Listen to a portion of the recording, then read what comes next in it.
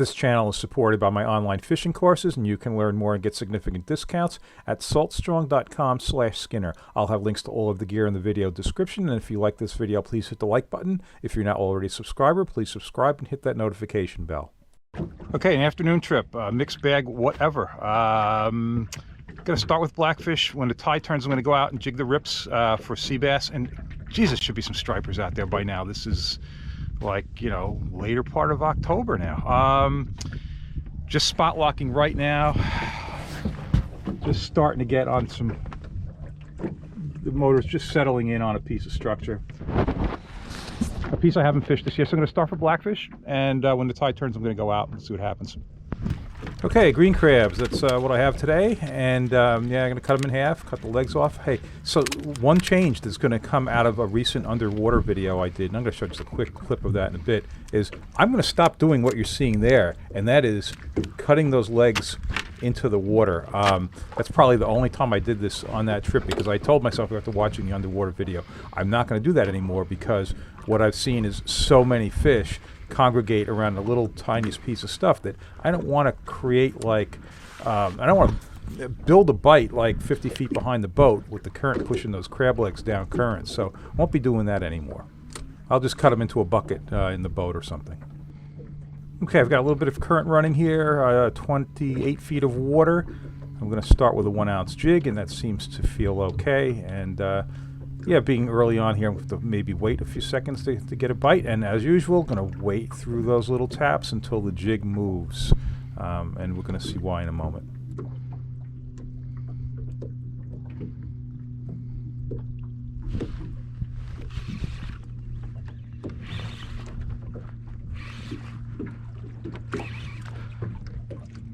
That's got potential to be a keeper, at least. Yeah, definitely. Ah, that's a nice one.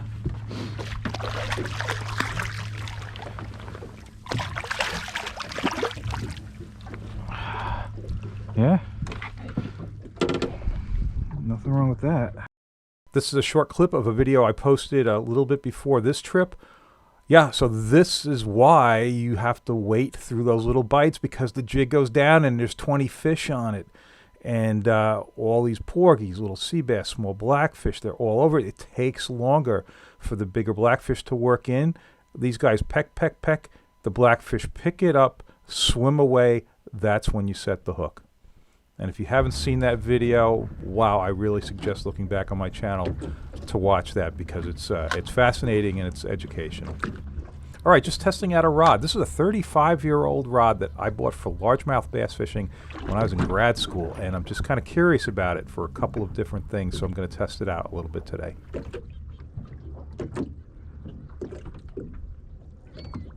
Whoop. Whenever you see that slack, that's a fish running with it. Oh.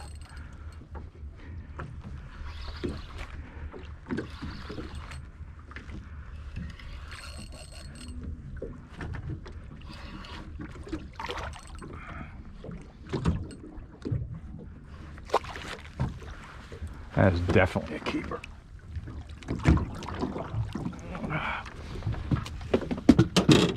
Yeah, I told myself I was going to throw back all the blackfish on this trip and just keep the sea bass, but I haven't gone fishing for yet. Yeah, I ended up changing my mind at some point. I don't know, maybe I was getting hungry or something. Pictured those things fried. So I am going to keep a couple of them, but the first several keepers are going to go back.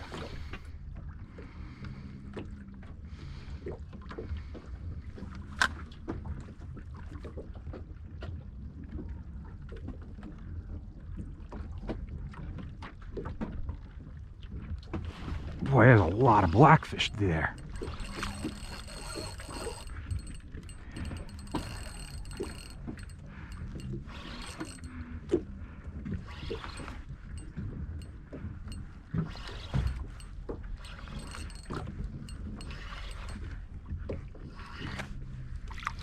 Wow.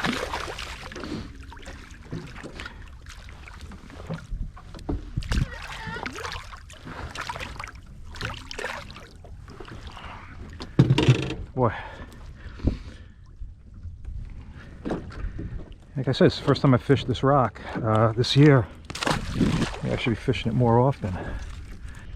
Now, something I want to point out, I've had the trolling motor for a few years now and have become absolutely spoiled with it. And I realized that, because I just said, yeah, I haven't fished this rock. Yeah, and that's what you can do. Recently, I've been on a couple of boats that had to conventionally anchor, and boy, it's a whole different ball game. With this rig, what I do is I use the side scan. I pick up rocks that aren't on the charts. I mark them. And then with the trolling motor, especially with a small boat like this, you get right on it. And yeah, that's a huge advantage over anchoring. So I realize if you conventionally anchor, this kind of fishing is definitely more challenging because you've got to get right over the spots. It's just stupidly easy with these electronics and this trolling motor. Ooh, that's a good one.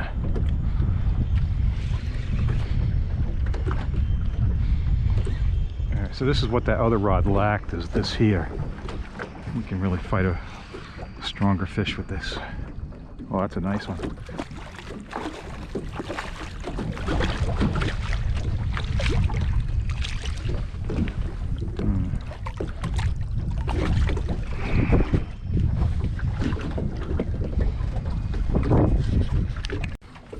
All right, so I'm just showing some of the keepers here. I'm not showing the shorts. I would say the ratio is probably, it's not quite 2 shorts for every keeper. It's somewhere in there. It's pretty good. No complaints. That's a good ratio. And I'm fishing on regulations of 16-inch minimum size and 3 fish bag limit.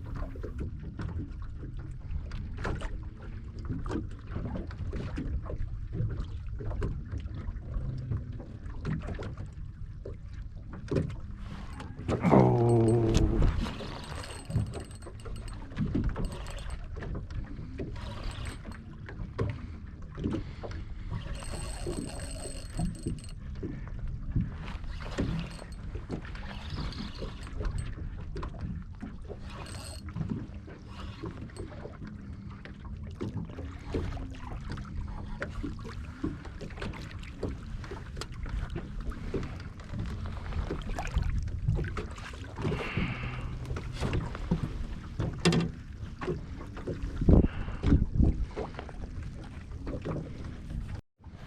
All right, and that one ended up in the bleed bucket. I'm going to keep 2 blackfish, I decided, just in case I go out and don't get the sea bass.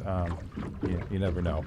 I hate to throw back all the edible stuff and then go out and come back empty-handed.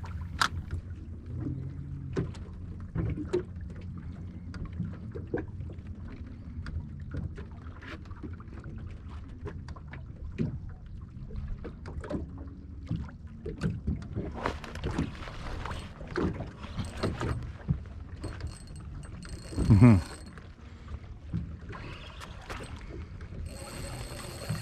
Oh, I'll lose them if I don't keep them from doing that.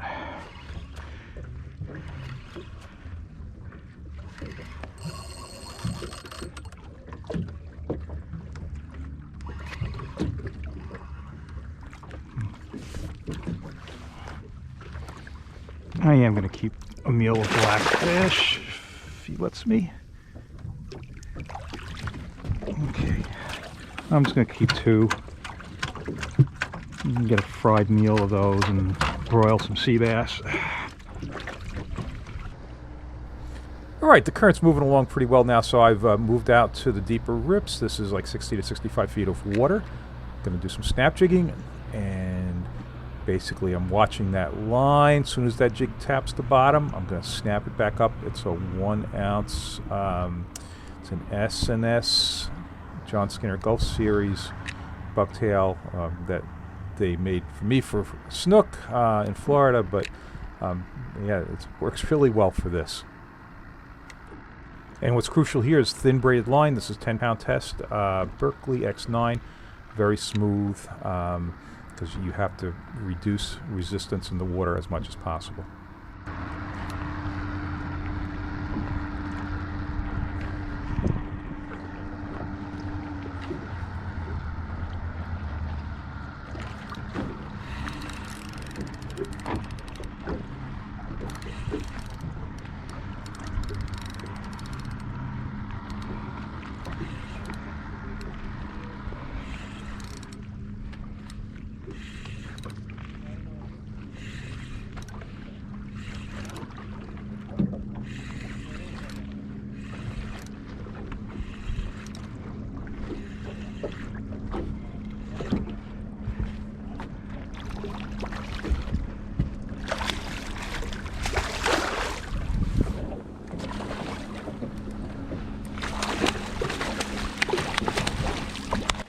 All right, that's encouraging. All right, small bass, striper. Boy, this time of year, this rip should be like teeming. There should be birds and fish, and boy, there's not really any of that. But all right, well, that's okay. All right, there is no trailer on that bucktail because you really need to keep any kind of resistance, water resistance, to a minimum. One of the more challenging parts of this is as you're dropping that line, you've got to keep a really, really close eye on it to see when you hit bottom, because we're drifting here, and we're drifting at this point about 2.5 miles an hour. So if you don't detect when it hits the bottom, well, you're going to just keep letting line out, and your jig's going to be laying on the bottom. But yep, you look for that point where that line floats a little bit, and there you go. That's bottom. And then you're just snapping and waiting to see it tap bottom, and snap it back, and just do that. Now, what's interesting is at the beginning of the current here, there's a little differential in the speed of the water on the surface versus down on the bottom. So I am scoping out a little bit. You see I'm developing a little bit of angle on the line, so I'm going to have to flip the bail, make sure I get that jig back down to the bottom. Right there, I'm flipping the bail. As it turns out, as the current got going this particular day, that bottom current kind of caught up with the top, and there was less scoping.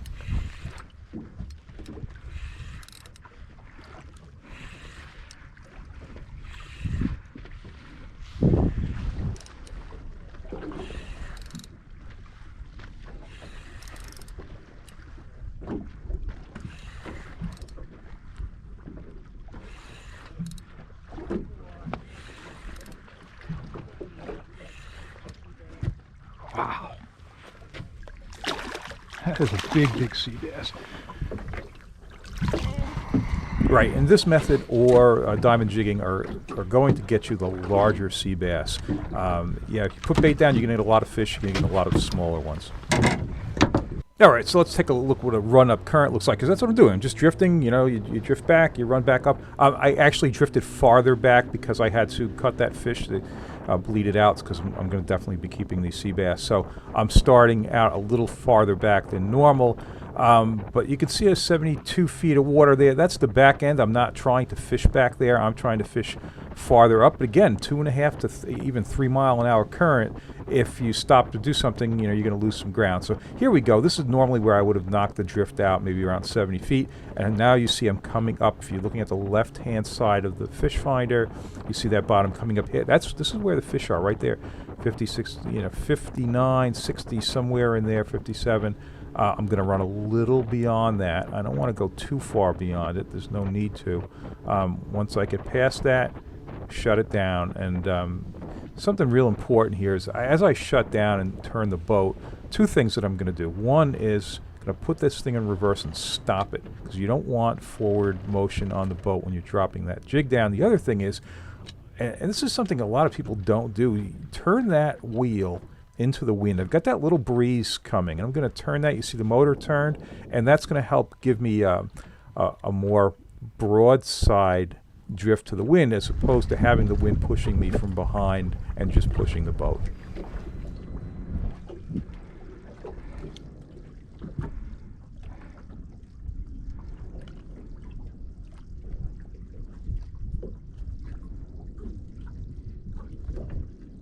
Now, the fish hit as the jig falls, and two things you're looking for. A twitch in the line. You see that twitch, you set the hook. The other thing is, well, as I'm doing this, I know roughly when it should hit the bottom. If it stops short, set the hook. That's a fish.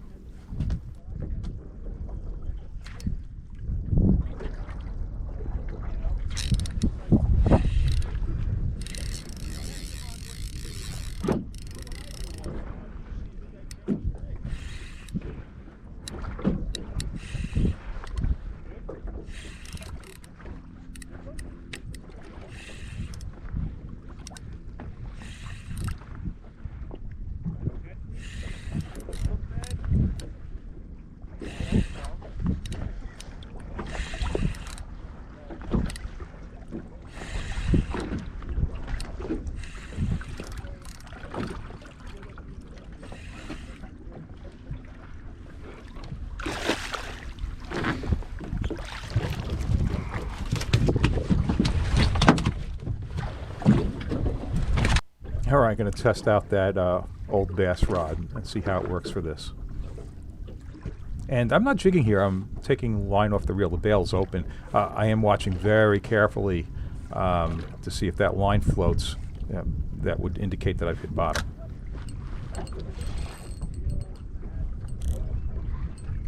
All right, I stopped a little short on the structure there, and okay, well, fish caught that thing as it was falling to the bottom.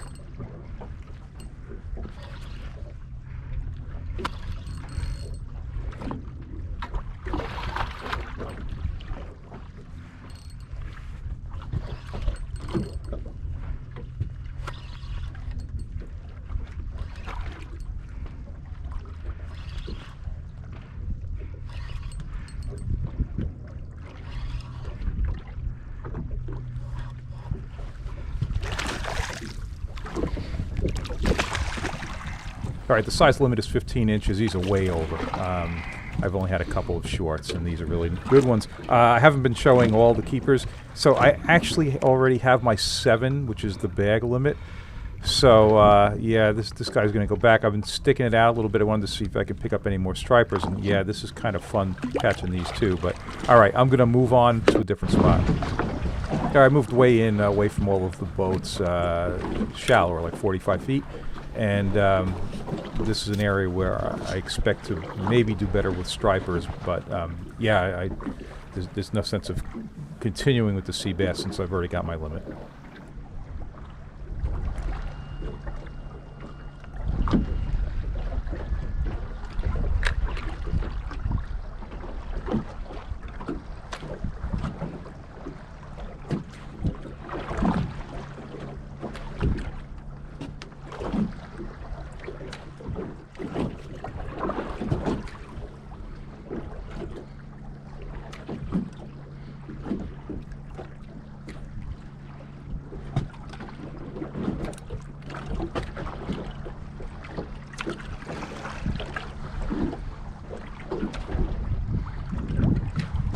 That was a hit.